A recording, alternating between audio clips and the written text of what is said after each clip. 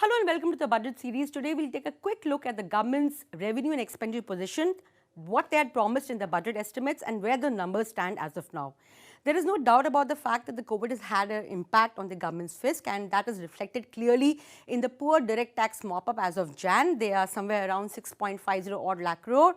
A caveat here, this does not include the STD collections. If you add that, the number would be higher, but this is nowhere close to the 13.06 odd lakh crore that they have estimated in the budget.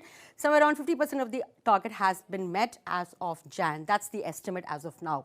CGST mop-up, a quick look again, the same story. Around 50% of the budget estimate has been met as of December. 5.80 lakh crore is what the government estimated.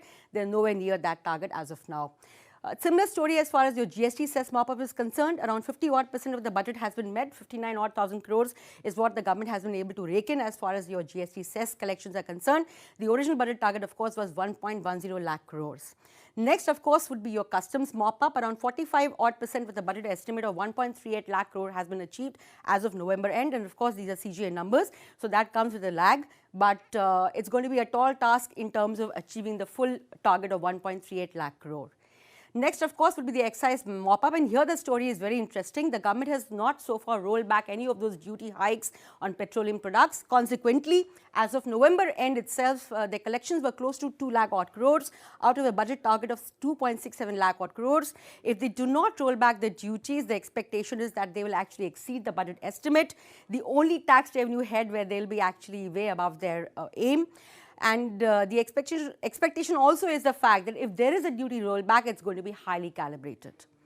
The big picture in terms of the government expenditure, well, 30.42 lakh crore was the budget estimate. The CGA numbers probably do not capture the full impact of the additional of the stimulus measures that have been announced by the government.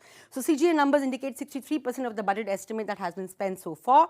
But no doubt the additional measures that were announced by the government, that will have a reflection in the month of Feb-March, plus some more additional expenditure will also kick in.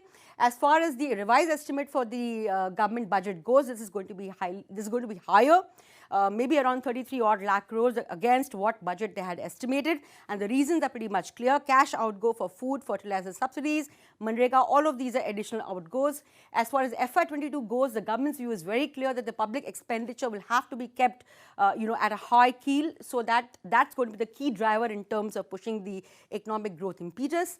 As far as the breakup for the current year's additional expenditure goes, well, food subsidy is going to be the tallest of them, 1.30 lakh odd crore, but we are not very sure as to how much of this is going to come through the FCI loans and how much of this will be in terms of additional cash outgo by the government. So far, they have spent only additional 10,000 odd crores as far as the cash for food subsidy is concerned. But fertilizer subsidy, of course, that's a done deal, so is Manrega, so are the cash transfers, additional expenditure for health, and some bit of EPF relief. All of that will add up to a taller tally. And as I said earlier, some more additional expenditure will come through in the month of Feb and March. Well, we'll have to just wait for the revised estimates as far as the FY21 budget is concerned on Feb 1, which will be presented by the Finance Minister.